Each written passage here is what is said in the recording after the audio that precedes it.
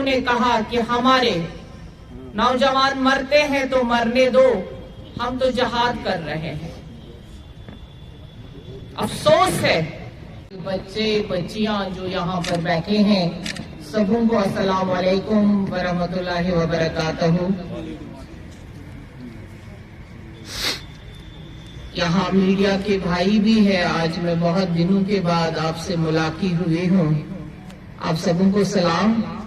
आज जो मुद्दा है, हमारा बच्चियां यहाँ पे ज्यादा बैठी हुई हैं, और जिस तरह से आप सारे जानते हैं कि हमारे यहाँ 30 साल अनरेस्ट रहा, और उस अनरेस्ट ने हमारे कश्मीर को, हमारे नौजवानों की जड़ें खोखले कर दी। और उस खोखलेपन में पहले हमारे नौजवानों के हाथों में गन आया।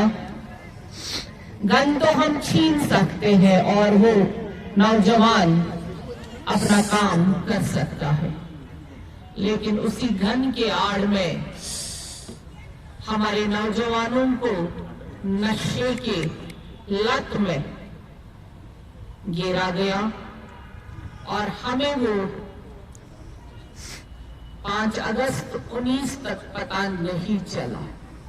इसलिए नहीं पता चला क्योंकि तब तक हमारे नौजवानों के हाथों में पत्थर होते थे, तब तक वो पथराव करते थे और लोग कहते थे ये तो श्रद्धा के साथ पथराव करते हैं। लेकिन वो पथराव श्रद्धा के साथ नहीं होता था, बल्कि वो नशे की आड़ में होता था।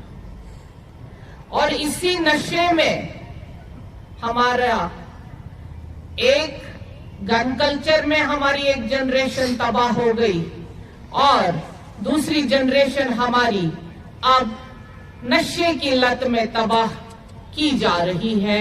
और इस नशे की साजिश में भी हमारे पड़ोसी रहे, हमारे वो लीडर्स रहे जिनको आंखें ही नहीं खुली और जिन्होंने कहा कि हमारे नौजवान मरते हैं तो मरने दो, हम तो जहाद कर रहे हैं।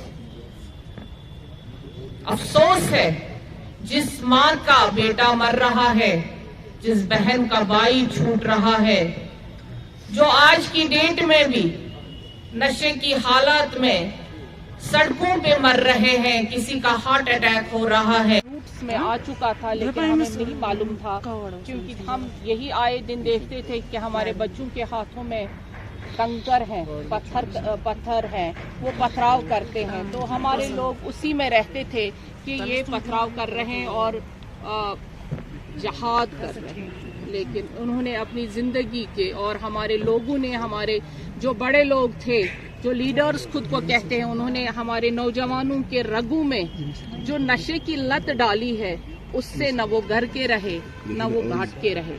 आज आए दिन आप देखते हैं कि बच्चे सड़कों पे मर रहे हैं।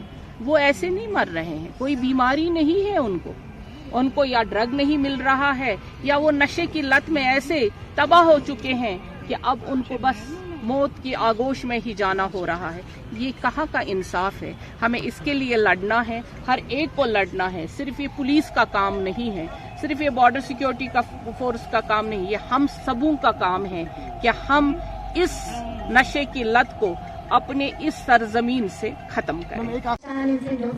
I too are from class 7 and the name of my school is Springfield Secondary School.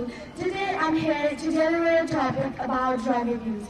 As everybody is aware about what really drug is, there are so many consequences and circumstances behind this. There are so many pitfalls behind this. But still, after knowing everything, so many people are taking these drugs and they are fallen into the drugs. So now let us talk about these drugs and let us know more about these drugs. So there are so many types of drugs. I would not like to define them because time doesn't permit me. I will only like to name them. There are so many types of drugs. There is heroin, cocaine, hallucinogens, alcohol. All these drugs cause so many severe infections. They can cause human immunodeficiency virus. They can cause high blood pressure. Due to that, you can get a heart stroke or heart attack as well, and that can lead to death as well. You can get so many brain damage as well. Because of that, you cannot do anything, you cannot work anything, and you can.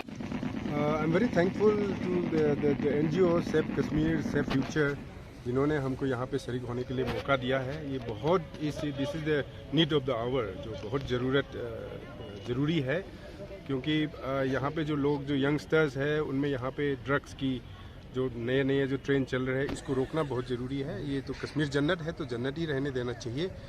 और इसके लिए बहुत कुछ है जो administration की तरफ से भी काफ़ी अवेयरनेस फैला रहे हैं, और हम सशस्त्र सीमा बल की तरफ से भी अवेयरनेस के प्रोग्राम हर जगह पे हम करते हैं, नुक्कड़ नाटक वगैरह और हर चीज़ हम करते हैं. तो इसको हम आगे और भी कुछ रिक्वेस्ट करना चाहते हैं यहाँ की एडमिनिस्ट्रेशन से, यहाँ के लोगों से, कि स्कूल्स की करिकुलम्स में, स्कूल की प्रोग्राम्स में भी इसको बच्चों के लिए ये बहुत इसको सिलेबस में रखा जाए, और समय समय पे इनको इसकी ड्रग्स की मीनेस, ड्रग्स की साइड इफ़ेक्ट्स वगैरह जो नहीं करना चाहिए इसकी अवेयरनेस देना चाहिए.